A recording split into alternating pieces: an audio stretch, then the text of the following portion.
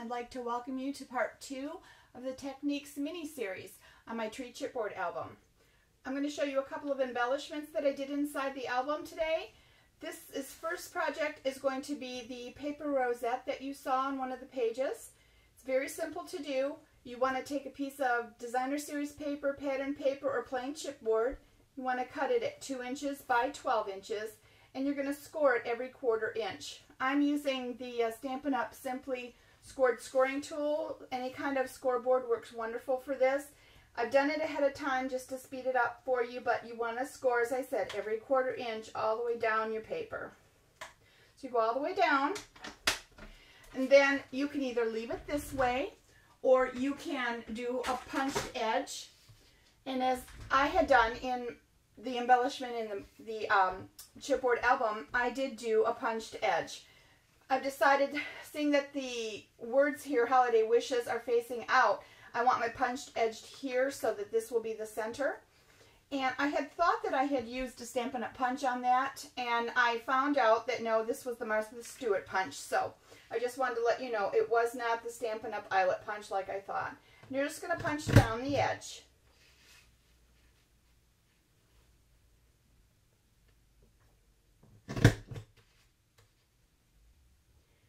And if you haven't used these punches before, you start punching and then you move your paper forward and you line up the image on the foil image that they show you down here and just keep punching. Now what you need to do is start folding on all your score lines. And you want to do an accordion fold, so back and forth down the full length of the paper. And as I go, I pinch them a little bit tighter so you get a nice crease. And just continue on. Once the paper's done being folded accordion, it'll look like this. And the next step is to just adhere the edges. So I use my hot glue gun for this.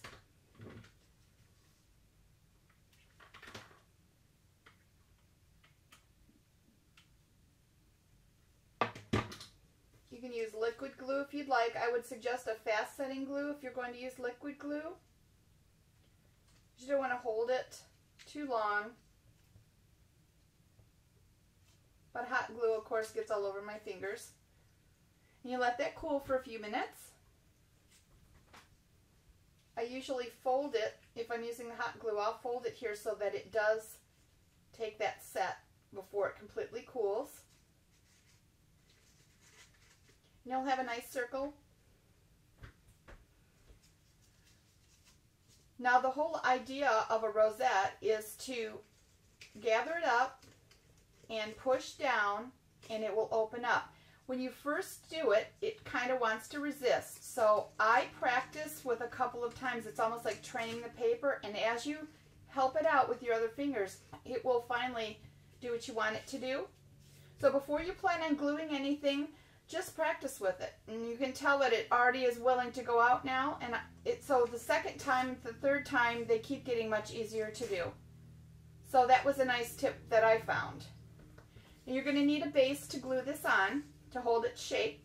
So take a piece of any cardstock, or you can use another piece of the matching paper. You're not going to see this anyway. And I use a 1 3/8 inch circle punch. That'll be your base. I also take a pencil and just in a general area mark the center. And you're going to take some hot glue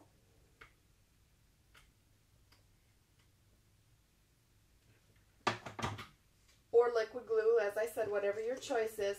Center it over, and then as you're coming down, look for your spot that you put on your center and hold it down.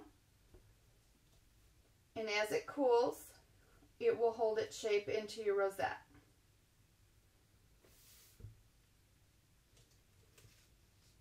So there you go. Now what I did for the one in my album is I had a really pretty gold metallic ink, and I just did direct to paper right on the edges.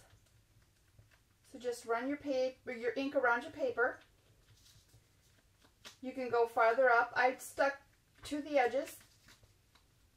It looks pretty no matter what you do.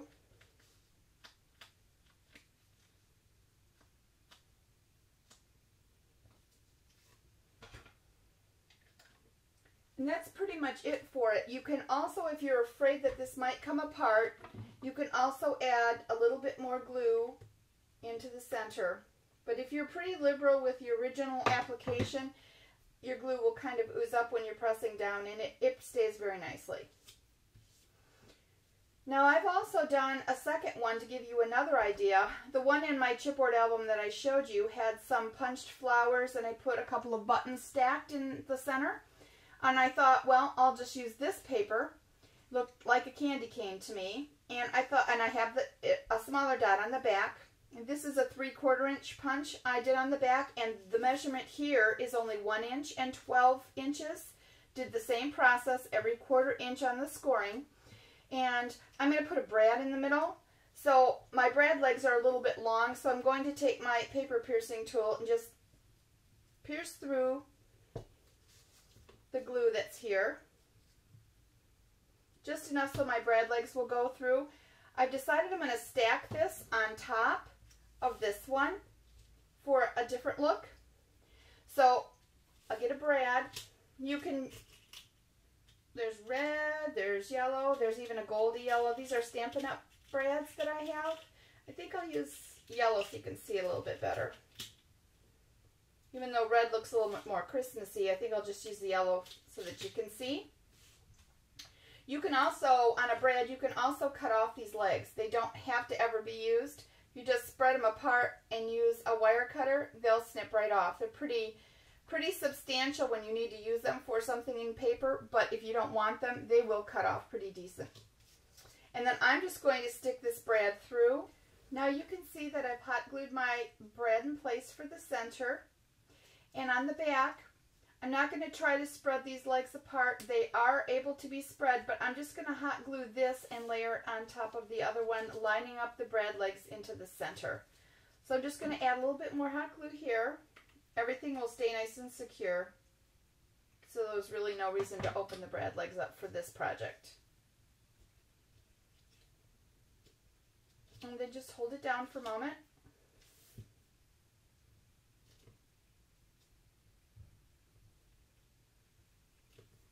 And you have a really nice little rosette.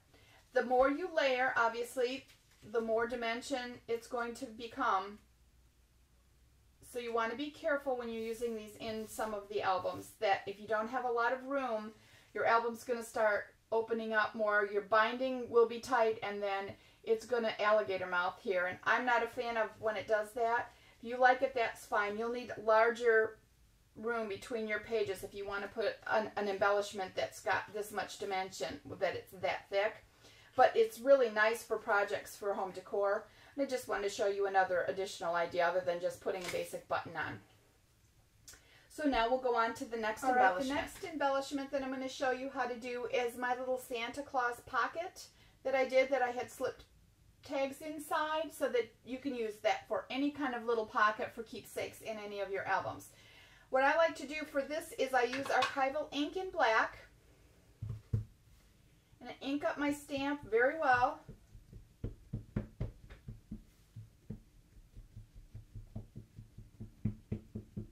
This is a nice detailed stamp from Ink-a-Dink-a-Doo. It's titled A Visit from Santa.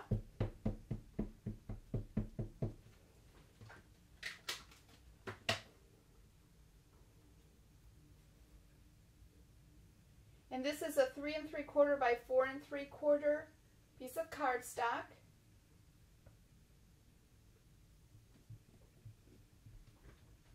Stamp on the center of it, leaving a little reveal at the top. So we're going to punch a fancy edge up there with a snowflake punch. Press down real evenly. And I think that stamp is absolutely beautiful. There's so much detail in it, and it was very easy to stamp.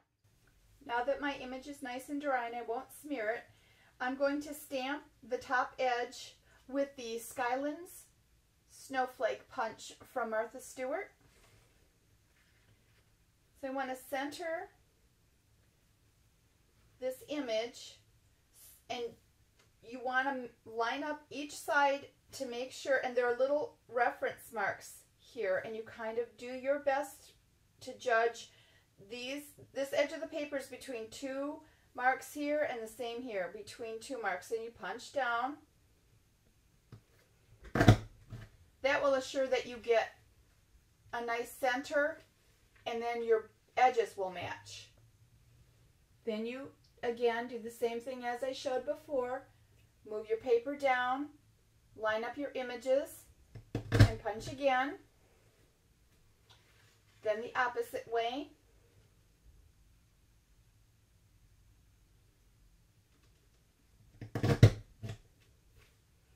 And you have a nice uniform punch. You have the same pattern on each side, and that's how you get that centered look, is when you first put it in, you make sure that you line up your edges the same way on each side. Now you place your image on the scoreboard, and I'm going to do a 1/4 inch on each side in from the edge.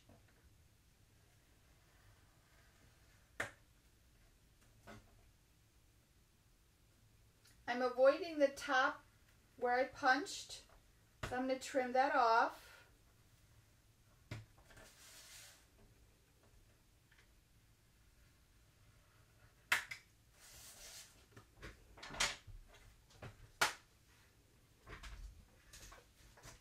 Now we want to trim the corner edges. I'll fold it first so you can see the lines a little bit better. Then you want to take your scissors and just snip down and snip that little bit of a punched edge off so it doesn't interfere when you're putting in your tag or your picture, any kind of journaling spot that you might choose to put in this pocket.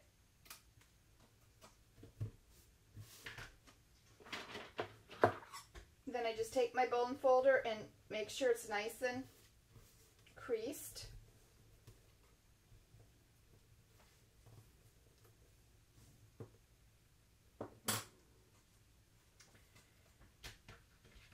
And on my corners, I like to miter them. So you're going to take your scissors and go completely across at a diagonal where your score lines intersect. And on this side also. So you can kind of see now how that pocket's starting to come together. Now at this point, I like to take some ink and embellish the side. You can leave it plain. You could use colored pencils. You could do whatever you thought looked really pretty. I'll do exactly what I had done in the chipboard album. So I'm going to take a craft sheet. And I use the Festive Berries. It's the new winter seasonal colors that came out of Distressed Ink from Tim Holtz.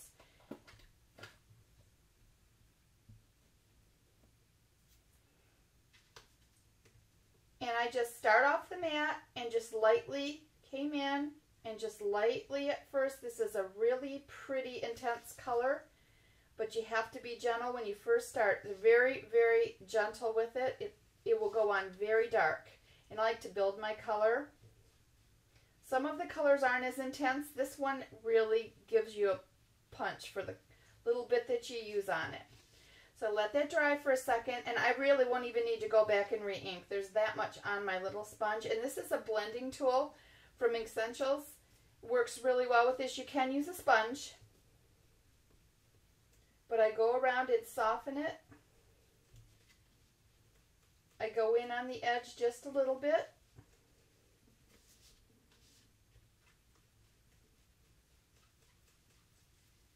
This stays wet for a little while, so that's why it's nice to be able to come back in and blend a little bit.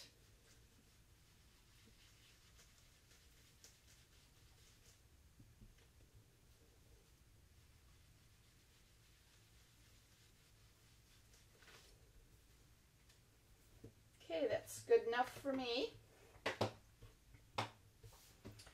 Then the second thing that I did on this before I adhered it on is I added a little bit of Dazzling Diamonds glitter along this top edge.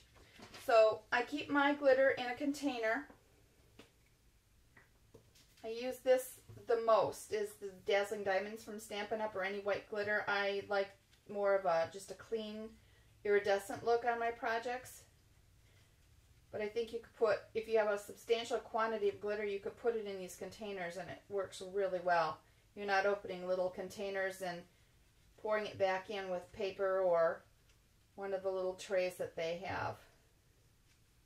So I take my two-way glue pen, as I've shown you before, and same technique.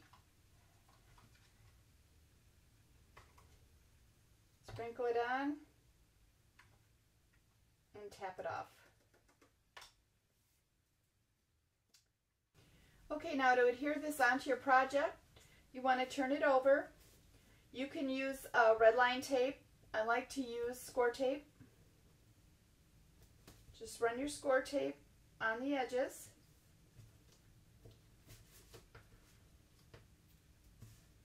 On only 3 sides.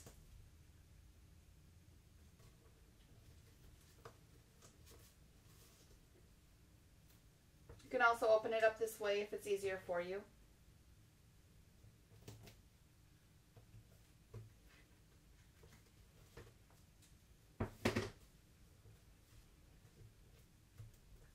And then when you're ready to adhere it, you just take the paper backing off, center it the way you want, and press it down.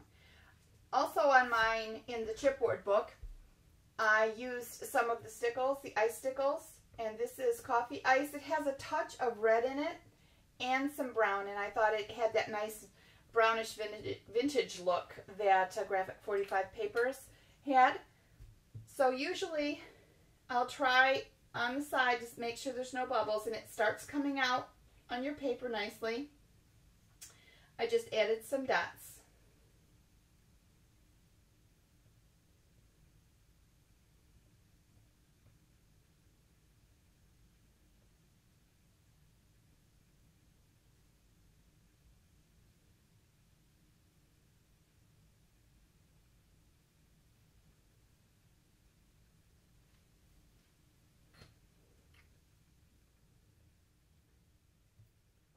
Very pretty. So I hope you enjoyed this. So there you are. That's how I made my little pocket for my embellishments on the one page in the Tree Chipboard Album. So I hope you'll go on to part 3 of my video series, where I'm going to show you how I made the paper pine cone using the McGill punches. Thank you so much for stopping in. Bye.